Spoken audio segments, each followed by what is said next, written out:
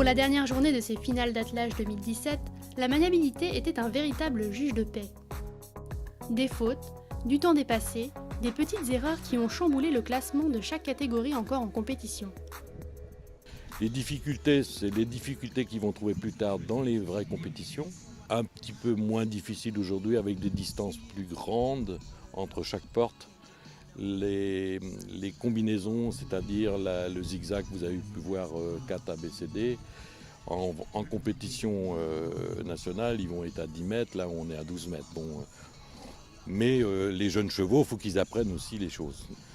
Et avec une vitesse élaborée par rapport au niveau de la compétition, c'est-à-dire qu'en deuxième année, on est à 230 mètres minutes.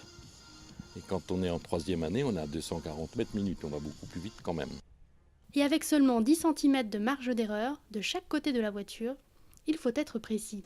Une qualité que certains meneurs privilégient au détriment du chronomètre.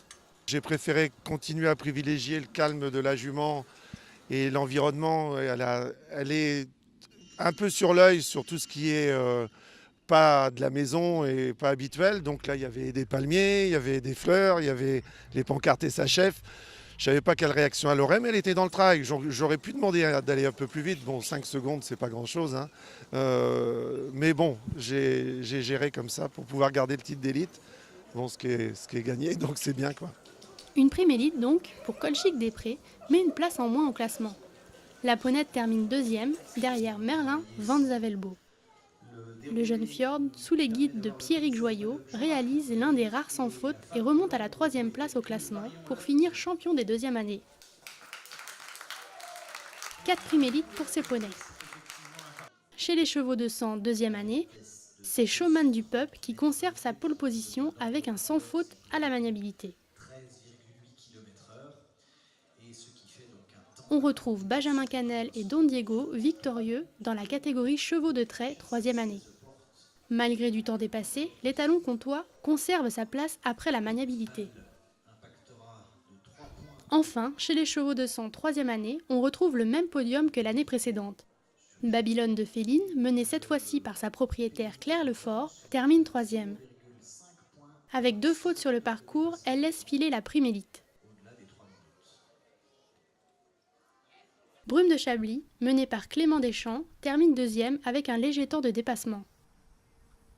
La belle selle française n'aura pas réussi à détrôner l'excellent Guillaume Swing. Déjà presque intouchable après sa note de 90 au dressage, Marion Vigneault n'a laissé aucune chance à la concurrence en réalisant le seul tour parfait de sa catégorie. Il a bien évolué, il suit la progression qu'on attendait de lui, donc c'est parfait. Maintenant, il va être prêt à pouvoir partir sur le circuit national maintenant. C'est un cheval qui a, pour moi, qui a un gros potentiel pour faire du haut niveau et qui peut aussi faire très bien sous la selle. Car rappelons-le, ce cheval s'est aussi illustré en dressage monté lors de la dernière grande semaine de Saumur, en se classant 5e du cycle libre des 6 ans. Avec les chevaux de selle que j'essaye de les travailler et monter, c'est assez complémentaire et ça permet d'approfondir certaines choses qu'on ne peut pas faire atteler, oui. La grande semaine de Compiègne, c'est fini. Rendez-vous à Uzès pour la dernière étape de ces finales SHF, l'endurance.